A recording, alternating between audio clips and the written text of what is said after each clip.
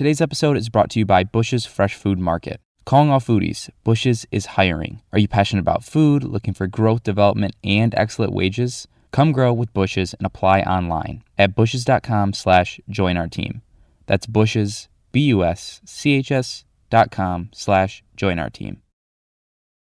From the Detroit Free Press, I'm Emma Stein with today's Free Press Voice Briefing. It's Wednesday, March 23rd, 2022. James and Jennifer Crumbly decided to use separate lawyers from the same law firm in their trial. Now, that decision will cost taxpayers because 2 more attorneys have been assigned to the case. James and Jennifer are parents to Ethan Crumbly, who was charged in the Oxford High School shooting. And they're the first parents in American history to be charged in a mass school shooting. Because the couple is charged separately, using the same firm could cause a conflict of interest if they're at any point pitted against each other. It could later trigger a mistrial. The judge ruled Tuesday afternoon that they each needed to be appointed new lawyers to protect their rights. It's a long trial to begin with, and the judge said she wants to avoid going back to square one. For the Detroit Free Press, I'm Keith Matheny. Heat waves in Great Lakes water are becoming more frequent, lasting longer, and affecting larger portions of the lakes, new research has found. Human-driven climate change is the largest contributing factor, and researchers have found similar trends on large lakes globally, from Africa to Siberia. Iestyn Woolway, a climate researcher at Bangor University in Wales, used lake temperature datasets measured by NOAA satellites and temperature-reading buoys in the Great Lakes.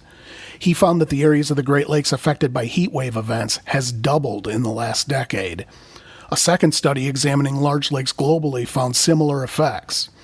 The concern is that it will enhance algae blooms like those choking western Lake Erie in recent years, and that fish and other aquatic species will struggle to adapt. Modeling shows heat wave events in the lakes could increase by as much as 25 times by century's end, without concerted effort to reduce greenhouse gas emissions. Forget New York and Chicago. Detroit is the #1 pizza city in the country, at least according to a new study. To be clear, this doesn't mean we have the best tasting pizza. The study looked at Google Trends, pizza restaurants per capita, and average price. For example, Detroit has the most independent pizzerias per capita at 6 per 100,000 residents, which is nearly double the national average. Not to mention, Detroit is home to pizza chains like Little Caesars, Domino's, Hungry Howie's, and Cottage Inn. And, of course, Buddy's, where you can get our very own Detroit-style pies. I'm Kirkland Crawford with the Free Press Sports Department, dusting off the clubs and headed to the golf course, and with one big announcement that will make Metro Detroit the center of the golf universe for a couple of times in the not-so-near future.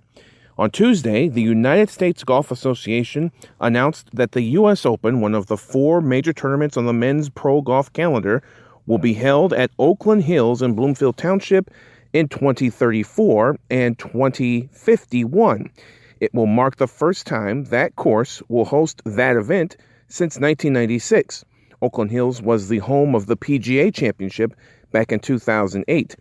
Earlier this year, the USGA proclaimed that Oakland Hills would get the U.S. Women's Open in 2031 and 2042.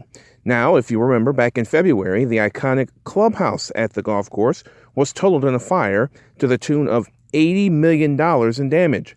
Construction on a replica clubhouse should be completed in about 2 years.